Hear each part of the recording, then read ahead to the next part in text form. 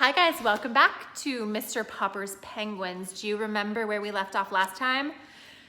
Captain Cook was really sick, right? And Mr. Popper didn't know what to do. He wasn't eating. He was just sitting in the refrigerator all day. And so he wrote a letter to someone at the biggest aquarium and said, please help, we don't know what to do. And do you remember what that guy said? He said, we're having the same problem. We have a penguin and she's not doing well either. She's super sick. And maybe it's what? Maybe it's that they're both lonely. So he said, I am sending you our penguin. Her name is Greta. So chapter 11 is called Greta. So Captain Cook did not die after all. There were 2 penguins in the refrigerator, one standing and one sitting on the nest under the ice cubes. They're as like as 2 peas, said Mrs. Popper. As 2 penguins, you mean, answered Mr. Popper. Yes, but which is which? At this moment, the standing penguin jumped out of the icebox, reached inside, and took one of the checkers from under the sitting penguin, whose eyes were closed in sleep, and laid it at Mr. Popper's feet. See, Mama, he's thanking me, said Mr. Popper, patting the penguin. At the South Pole, that's the way a penguin shows its friendship, only it uses a stone instead of a checker. This one must be Captain Cook, and he's trying to show that he's grateful to us for getting him Greta and saving his life. Yes, but how are we going to tell them apart? It's very confusing. I will go down in the cellar and get some white paint and paint their names on their black backs. What a silly solution. And he opened the cellar door and started down, nearly tripping when Captain Cook unexpectedly tobogganed down after him.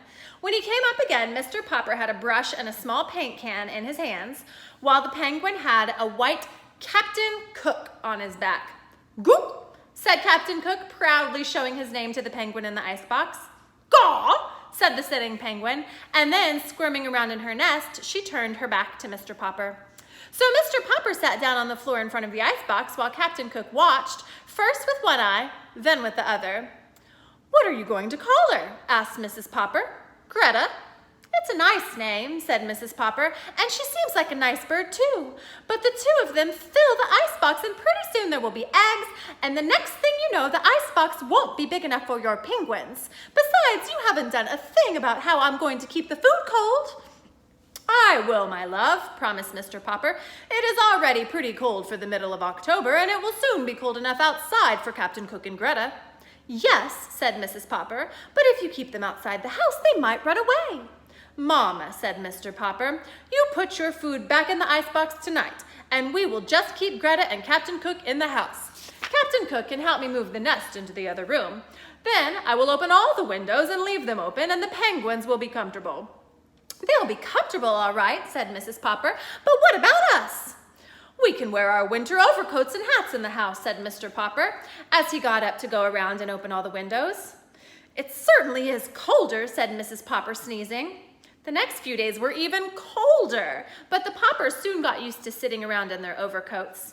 Greta and Captain Cook always occupied the chairs nearest the open windows. One night, quite in early November, there was a blizzard, and when the Poppers got up in the morning, there were large drifts of snow all over the house. Mrs. Popper wanted to get her broom and have Mr. Popper bring his snow shovel to clear away the drifts, but the penguins were having so much fun in the snow that Mr. Popper insisted it should be left where it was. In fact, he even went so far as to bring an old garden hose up from the basement and sprinkle all the floors that night until the water was an inch deep. What do you think he's doing that for? By the next morning, all the Popper floors were covered with smooth ice, with snowdrifts around the edges near the open windows. Both Greta and Captain Cook were tremendously pleased with all that ice. They would go up on the snowdrift at one end of the living room and run behind the other onto the ice until they were running too fast to keep their balance. Then they would flop on their stomachs and toboggan across the slippery ice. This amused Bill and Janie so much that they tried it too on the stomachs of their overcoats. This in turn pleased the penguins greatly.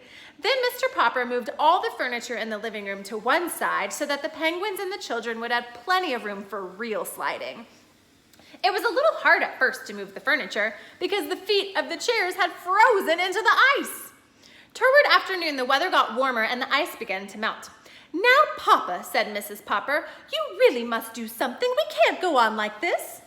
"But Captain Cook and Greta are both fat and sleek, and the children have never been so rosy." "It may be very healthy," said Mrs. Popper as she mopped up the flood, "but it's very untidy." "I will do something about it tomorrow," said Mrs. Popper, or said Mr. Popper. Take a look at how much fun they're having. So look, the whole inside of their house is covered with snow and ice now. And the kids are even tobogganing, which means sliding on their tummies all around. Do you think your mommies would like it if your whole house was turned into ice and snow so you could slide around? I don't think so. All right, chapter 12 is called More Mouths to Feed. So the next day, Mr. Popper called an engineer and had a large freezing plant installed in the cellar and took Captain Cook and Greta down there to live. Then he had the furnace taken out and moved upstairs into the living room. It looked very odd there, but as Mrs. Popper said, it was a relief at least not to have to wear their overcoats all the time. Mr. Popper was quite worried when he found that all these changes were going to be very expensive. The refrigerating engineer was worried too when he found that Mr. Popper had practically no money.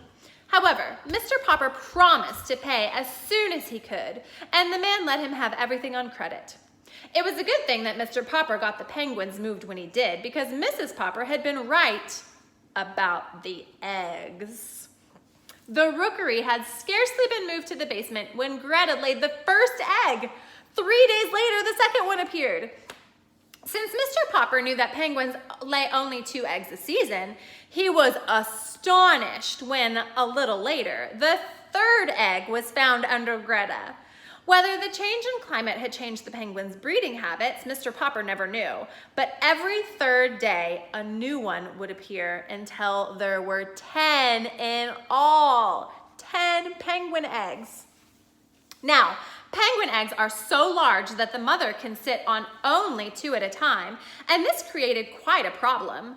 Mr. Popper solved it, however, by distributing the extra eggs under hot water bottles and electric heating pads, keeping just at penguin body heat.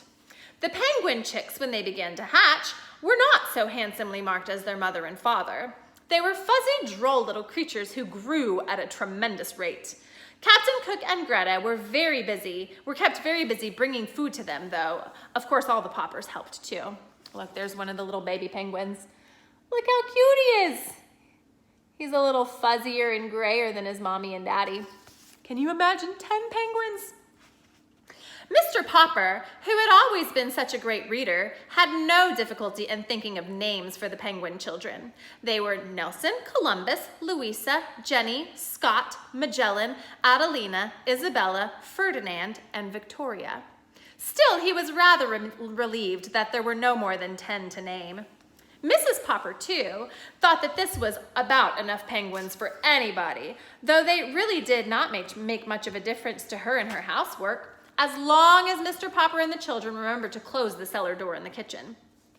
The penguins all loved to climb the stairs that led up to the kitchen and never knew when to stop unless they found the kitchen door closed. Then, of course, they would turn around and toboggan down the steps. Again, this made rather a curious noise sometimes when Mrs. Popper was working in the kitchen, but she got used to it, as she had got used to so many other strange things this winter. The freezing plant that Mr. Popper had got for the penguins downstairs was a large and good one. It made very large blocks of ice instead of small cubes, so that soon Mr. Popper had made a sort of ice castle down there for the 12 penguins to live in and climb over. Sounds pretty cool.